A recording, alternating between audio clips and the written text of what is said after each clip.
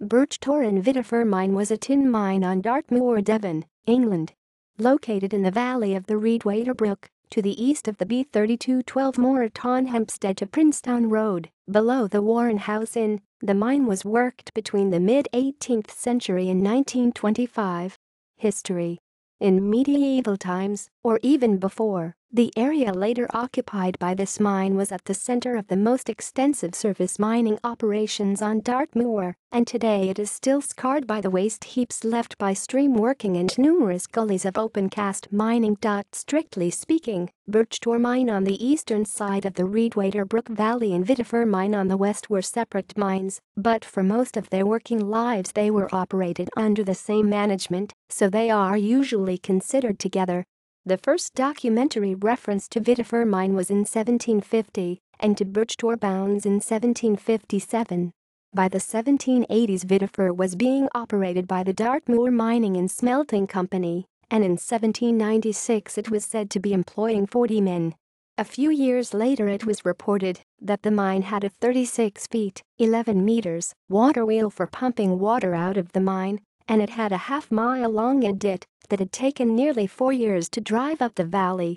At this time the ore from the mine was sent to Cornwall for smelting, but by the 1820s it was being smelted at Aylesbarrow mine, also on Dartmoor. In 1834 the mine was reported to be large and profitable, but the conditions for the more than 100 employees, including women and children, were very poor, and many of the miners there were said to be refugees from other districts on account of petty crimes they had committed.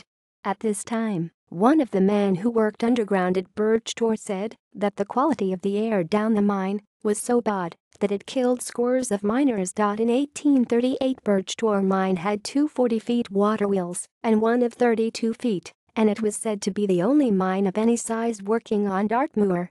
The two mines were amalgamated in 1845, and the underground workings were then being drained by 2 water wheels of 45 feet diameter. It was around this time that it was discovered that the deeper excavations were not producing the quality of ore that had been expected, unlike many of the mines in Cornwall which proved to be richer in tin at depth. By the 1850s the mine had only about 20 men working, but by 1863 it had revived and had about 150 employees. The next year was its peak, when it sold 150 tons of black tin. In 1870 it was still employing 102 people, but it was abandoned in 1882.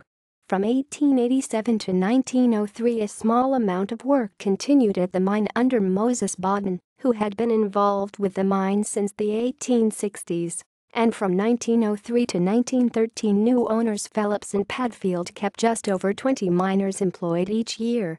This was the last underground work done at the mine, but the dumps were reworked until 1925, and although some further work on the dumps was undertaken in 1938-9, there is no record of any production from this period. References. Sources.